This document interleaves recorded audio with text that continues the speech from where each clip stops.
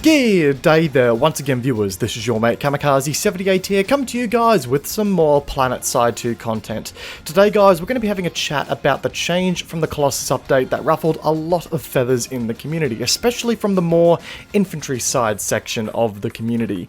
We are of course talking about the nerfs to the Survivalist Implant. For those who are unaware or a bit newer to the game, Survivalist is a common tier implant that prior to this game update had the following effects on a player.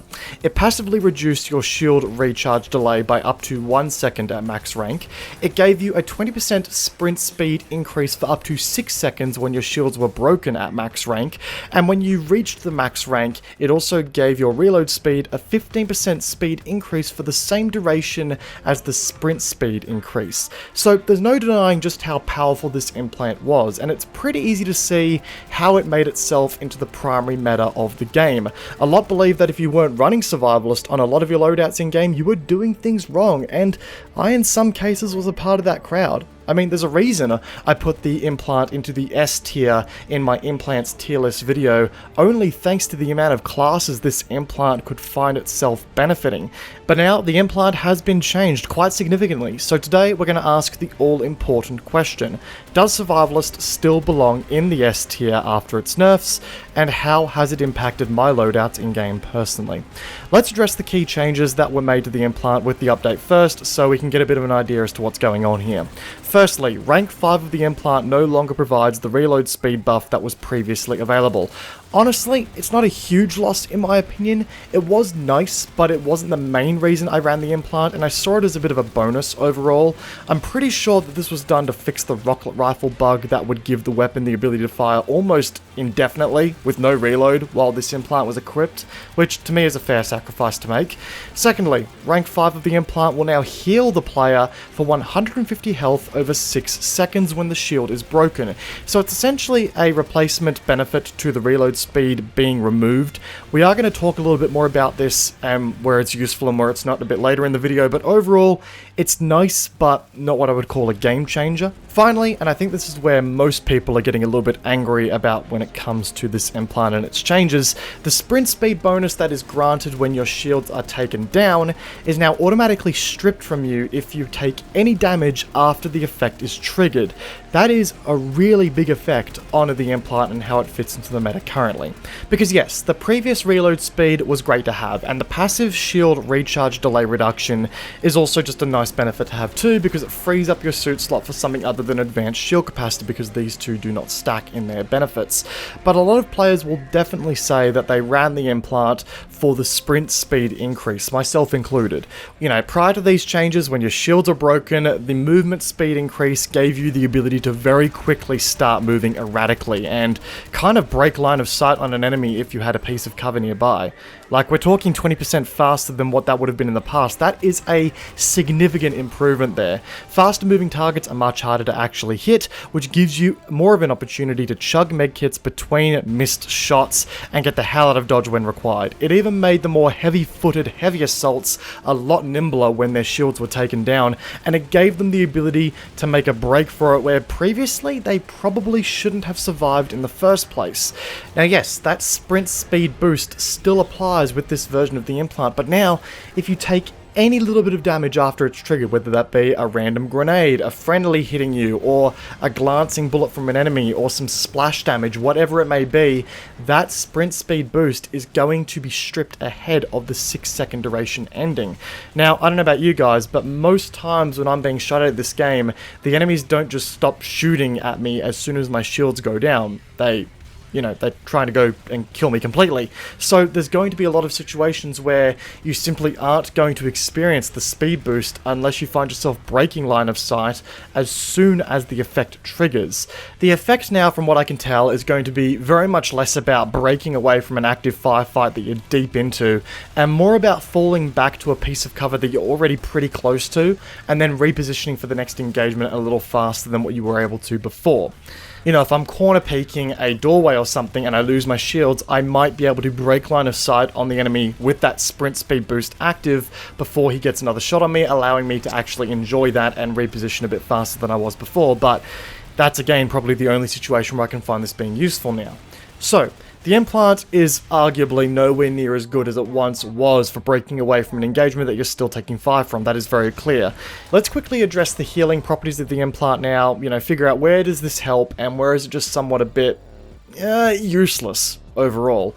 As I said before, we're looking at 150 HP over 6 seconds, and being honest, that is far from what I would call a lifesaver in a firefight, and it's going to make absolutely no difference in whether or not you survive an engagement that you're on the short end of the stick on. Like, by the time your implant triggers and starts giving you HP, you're going to be long dead before it makes any difference whatsoever.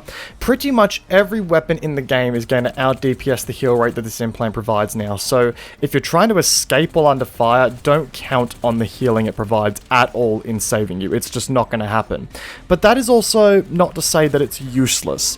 There have been a couple of occasions where I will lose my shields and take a little bit of health damage, but I've managed to break away from a firefight without taking any more damage, and as a result, the healing means that I don't really have to dedicate a medkit to a really small amount of health to top myself back up. I can save that medkit for a more dire situation later on.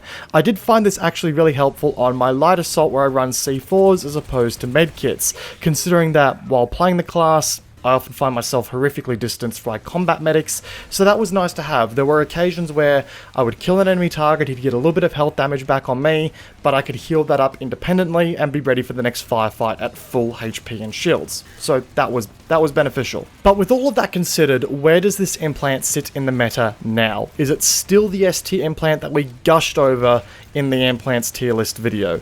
Personally, no, I don't believe it is. And the only reason I say that now is because the changes have seen me take it off some of the loadouts that I used to run it on, and thus it's no longer the powerhouse jack of all trades option that was kind of a clear-cut choice over a lot of implants in the game previously. It just simply doesn't end up being as effective on playstyles and loadouts that it used to benefit a lot. Yes, passive shield regen delay improvement is still awesome. Yes, the heal bonus at range 5 works well on some kits, but the fact that the speed buff is now dependent on not taking damage anymore after your shields initially go down makes it this nowhere near as effective as it once was. Now, I would probably still look at putting this implant in the B tier, maybe a low-end A tier, because it still is something I do run on some of my loadouts quite confidently. My heavy assault still has it for now because it still grants the benefits of advanced shield capacitor while letting me take nanowave armor for some added survivability. My engineer still takes it because, survivalist paired with the benefited engineer shield recharge delay is awesome. It's a great synergy, and I'm still in limbo about my light assault loadout. I'll probably end up trying out some more implants with that as well. However, the changes do make the implant less of a clear-cut choice, and now there are more reasons to run other implants by comparison depending on your playstyle. That is 100% a fact. I will probably find myself experimenting a bit more with things like Athlete, Battle-Hardened, and Symbiote on my heavy assault for one. However, if I may make one final suggestion here, do not run this implant on Infiltrator at all. The only real benefit that this implant gave the Infiltrator was the sprint speed increase, but if you're cloaked and taking fire, chances are you're going to get hit by another round as you're running away, negating the sprint speed increase. The health bonus that the implant provides now does not work while you're cloaked, and if you're cloaked for the entire 6-second duration as to when your shields are taken down, you're going to see absolutely no health gained at all. It's not going to stack and apply itself later, it's just going to run the timer out and not give you any health while you're cloaked. And being completely honest, the shield regen delay reduction that the implant provides as well isn't really that useful in an Infiltrator because you're going to be cloaked half the time and your shields don't regenerate while you're cloaked, so it's not going to really make that much of a difference either. You're just going to spend that extra second that the implant provides as a bonus trying to find a location where you can safely regen your shields without being in a firefight. So yeah, I think Infiltrator as a whole has completely lost a lot of interest in this implant and running it, especially on close quarters loadouts. Anyway guys, with all of that said, that's going to conclude today's video discussing the changes that have been made to the Survivalist Implant in Planetside 2. I'd love to hear what all of your guys' thoughts are on this implant and its changes. Do you think the nerfs were justified? Do you think they're overboard?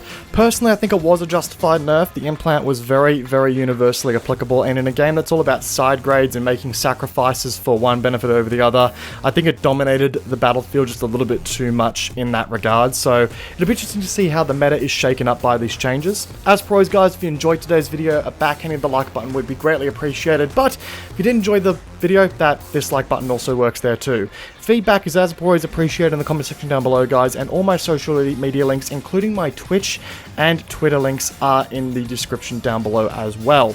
Once again, guys, it's been a pleasure. Hope to see you guys on the next video. Take care, and I'll see you guys on the next one. Peace out, guys. Have a good one.